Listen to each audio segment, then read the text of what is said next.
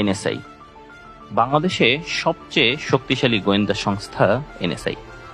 একটা সময় এনএসআই এজেন্টদের ভয়ে তটস্থ থাকত ভারতের গোয়েন্দা সংস্থাগুলো। 2006 সালের আগে ভারতের 29টি রাজ্যে জালের মতো ছড়িয়ে ছিটিয়ে ছিল এনএসআই এজেন্টদের বিস্তৃত নেটওয়ার্ক। এনএসআই হচ্ছে বাংলাদেশের একমাত্র গোয়েন্দা সংস্থা যারা সরাসরি ভারতের ভেতরে ঢুকে অভিযান পরিচালনার মতো দুঃসাহস দেখিয়েছিল। বন্ধুরা, আমাদের আজকের আয়োজনে আপনি জানতে পারবেন এনএসআই এর দুঃসাহসিক সেই অভিযানের কথা। বাংলাদেশের গোয়েন্দা সংস্থা এনএসআই এই অভিযান সেদিন দিল্লির মসনদ পর্যন্ত কাঁপিয়ে দিয়েছিল। আজ থেকে 21 বছর আগের কথা। সালটা ছিল 2004 সাল। বাংলাদেশের যুব সমাজের হাতে খুব সহজেই পৌঁছে যাচ্ছিল মাদক দ্রব্য বা নেশা করার দ্রব্যাদি। বাংলাদেশে প্রায় সমস্ত মাদক আসত ইন্ডিয়ান বর্ডার দিয়ে। ফলে বাংলাদেশে মাদক গ্রহণের পরিস্থিতি এতটাই খারাপ আকার ধারণ করেছিল যে বাংলাদেশ সরকার বহুবার ভারত সরকারকে সীমান্তে মাদক চোরাচালান রোধে প্রয়োজনীয় ব্যবস্থা গ্রহণের জন্য অনুরোধ করে। কিন্তু ভারত সরকার এ ব্যাপারে বাংলাদেশকে কোন রূপ সহযোগিতা করতে অস্বীকৃতি জানায়। মূলত ভারত বাংলাদেশের যুব সমাজকে ধ্বংস করতে পরিকল্পিতভাবে সীমান্ত দিয়ে বিভিন্ন ধরনের মাদক সাপ্লাই করত, আর ভারত সরকারের মদদে এই কাজে সহযোগিতা করত বিএসএফ। তখন তৎকালীন খালেদা জিয়া সরকার এ বিষয়ে কঠোর পদক্ষেপ গ্রহণে বাধ্য হয়।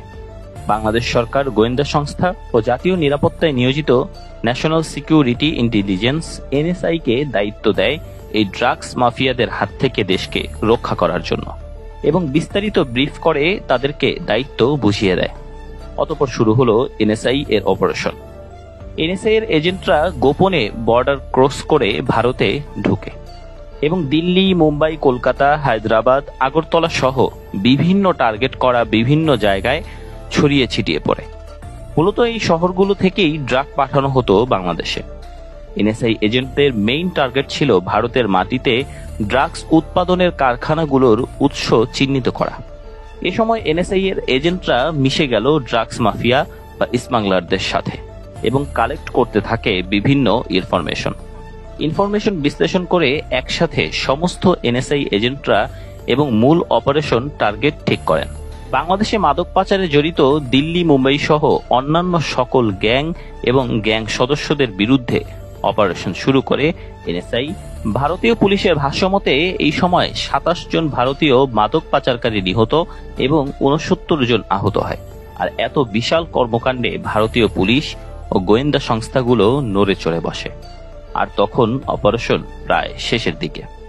বাংলাদেশের এনএসআই এজেন্টের একজন দুর্ভাগ্যবশত ধরা পড়ে যায় এবং তাকে আটক করে ভারতীয় পুলিশ।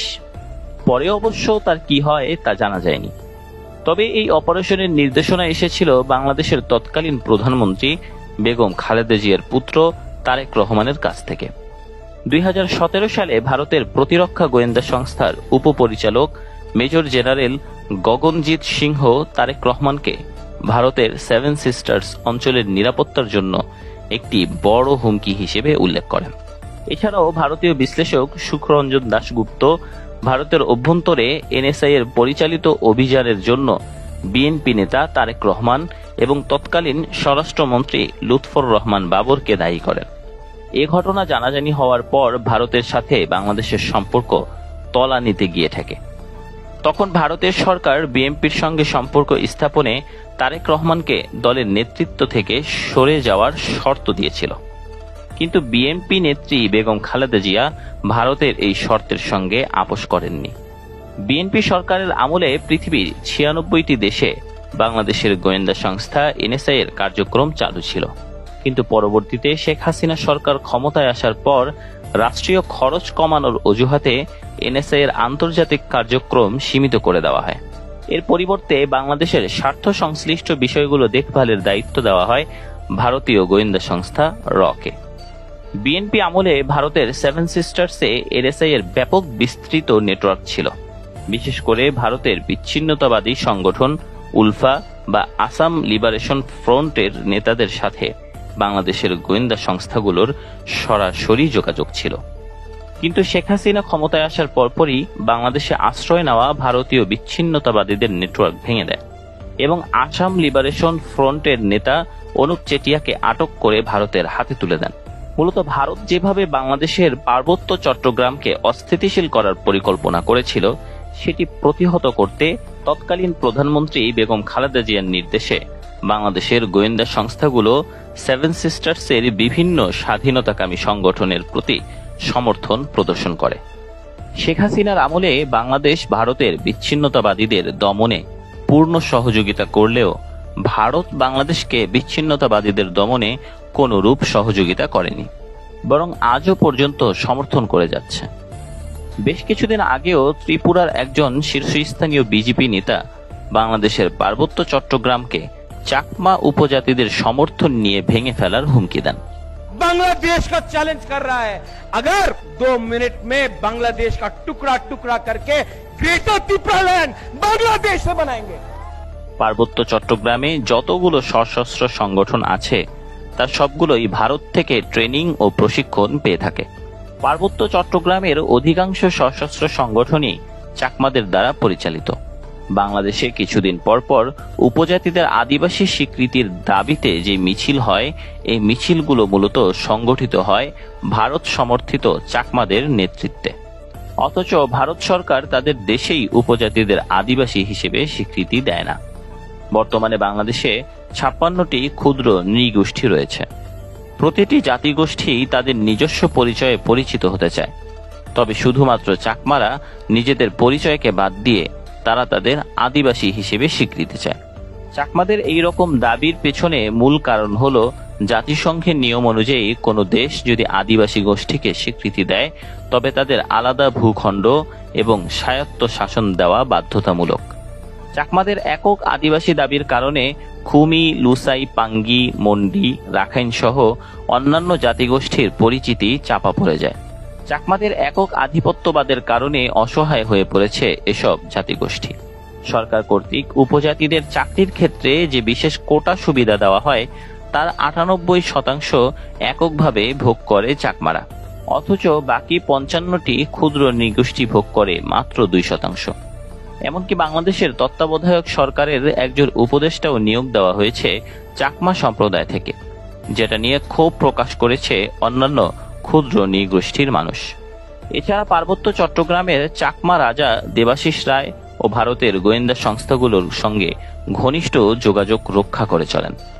21শ শতাব্দীতে এসে পৃথিবীর কোনো দেশে রাজার শাসন কার্যকর না থাকলেও পাহাড়ে এখনো চলে রাজাদের শাসন।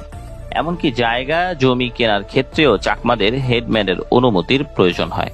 1997 সালে শেখ হাসিনা ভারতের পরামর্শক্রমে চাকমা নেতা সন্তু লারমার সঙ্গে পার্বত্য শান্তি চুক্তি নামে একটি চুক্তি স্বাক্ষর করেন। সেই চুক্তি অনুযায়ী তিনি পাহাড়ের বাঙালিদের নাগরিক অধিকার থেকে বঞ্চিত করা হয়, অর্থাৎ কোনো বাঙালি পার্বত্য চট্টগ্রামে জমি কিনতে বা বাসস্থান গড়তে পারে না। বর্তমান সময়ে যিনি পার্বত্য চট্টগ্রাম মন্ত্রণালয়ের উপদেষ্টা রয়েছেন সুপ্রদীপ চাকমা, তিনি একজন অতি সাম্প্রদায়িক মানুষ, অতি সাম্প্রদায়িক, এবং তার সাথে যে সন্তু লারমা খুনি, সুপ্রদীপ চাকমার সাথে আর সন্তু লারমার সাথে একটা গুড রিলেশন রয়েছে। 1997 সালে বাংলাদেশ জাতীয়তাবাদী দল বিএনপি পার্বত্য চুক্তির বিরোধিতা করে ঢাকা থেকে ফেনী পর্যন্ত লং মার্চ করে এবং বেগম খালেদা জিয়া এই চুক্তির তীব্র সমালোচনা করে। মূলত এই চুক্তিটি ছিল বাংলাদেশের সংবিধানের সাথে সাংঘর্ষিক। চাকমা রাজা দেবাশিস রায়ের পিতা ত্রিদিব রায় 1971 সালে বাংলাদেশের মুক্তিযুদ্ধের বিরোধিতা করেছেন এবং বাংলাদেশের স্বাধীনতা যুদ্ধ শেষ হলে তিনি পাকিস্তানে পালিয়ে যান এবং আর্জেন্টিনায় পাকিস্তানের রাষ্ট্রদূত হিসেবে দায়িত্ব পালন করেন। শেখ হাসিনা পতনের পর বাংলাদেশের গোয়েন্দা সংস্থাগুলো আবারও নতুন করে ঢেলে সাজানো শুরু হয়েছে, যার ফলাফল আমরা প্রত্যক্ষ করছি আরাকানে। এতদিন পর্যন্ত বাংলাদেশ মিয়ানমারের আরাকান পরিস্থিতি নিয়ে নীরব দর্শকের ভূমিকা পালন করলেও বর্তমানে বাংলাদেশের গোয়েন্দা সংস্থাগুলো সরাসরি আরাকান আর্মির সঙ্গে যোগাযোগ করতে শুরু করেছে। বাংলাদেশের গোয়েন্দা সংস্থাগুলোর সঙ্গে আরাকান আর্মির সঙ্গে যোগাযোগের ফলে মিয়ানমার সেনাবাহিনীর ওপর পরোক্ষভাবে চাপ সৃষ্টি হয়েছে, যার ফলে বর্তমানে তারা 1,80,000 রোহিঙ্গাকে ফেরত নিতে রাজি হয়েছে। তো বন্ধুরা, আপনার কি মনে হয় বাংলাদেশের গোয়েন্দা সংস্থাগুলোকে ঢেলে সাজিয়ে আবারও বিদেশি মিশনগুলোকে অ্যাক্টিভ করা উচিত? আপনার মূল্যবান মতামত জানিয়ে দিন আমাদের কমেন্ট বক্সে। দেখা হবে পরবর্তী কোনো তথ্যবহুল ভিডিওতে। সে পর্যন্ত ভালো থাকুন, সুস্থ থাকুন। আল্লাহ হাফেজ।